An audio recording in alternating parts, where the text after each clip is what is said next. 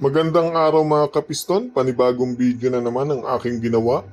Ngayong araw na to mga kapiston, pag-usapan natin kung naka-encounter ka na ba ng ganitong problema. Pagkatapos mong magpalit ng coolant, nag-overheat ang makina. Ano ang posibleng dahilan? Yan ang topic natin ngayon mga kapiston. Mga kapiston, yung ibang may-ari ng sasakyan may idea sila kung paano magpalit ng coolant. Kaya sila na mismo yung nagpapalit ng coolant ng makina. Hindi na sila pumupunta ng talyer o kaya sa kasa, sa mga workshop sa labas para magpalit ng coolant. So yung iba may idea. Ngayon mga kapiston, kapag naka-encounter ka ng ganitong problema, nagpalit ka lang ng coolant o kaya naman nagpalit ka ng mga hose na related sa coolant, yung upper radiator hose, lower radiator hose, o kaya yung thermostat ng makina, nagpalit ka. Pagkatapos mong magpalit mga kapiston, nag-overheat yung makina. Napansin mo mga kapiston, nung in-start mo na yung makina, tumataas yung temperature ng makina. Umaabot ng 100 plus Celsius degree. Ibig sabihin mga kapiston, nag-overheat yung makina. Makikita mo naman yan mga kapiston sa temperature gauge. Dapat nasa kalahati lang yan nung mismong gauge. Kapag tumaas pa yan doon mga kapiston, ibig sabihin nag-overheat na yung makina.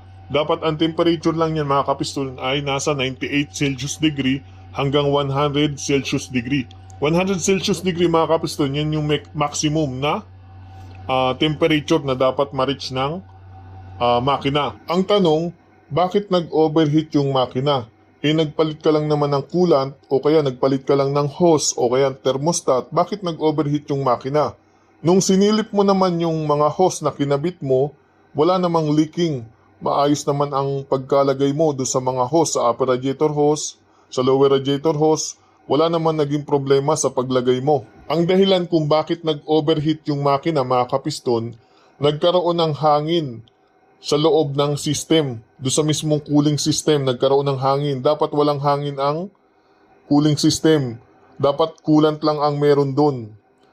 Bakit nagkaroon ng hangin mga kapiston? Dahil nung nagsalin ka ng coolant doon sa mismong radiator, o kaya doon sa reservoir ng coolant, may mga modelo na merong reservoir, yung iba namang modelo nasa mismong radiator ka maglalagay ng coolant. Ang ginawa mo kasi mga kapiston, maaaring binigla mo yung lagay ng coolant, minadali mo yung salin.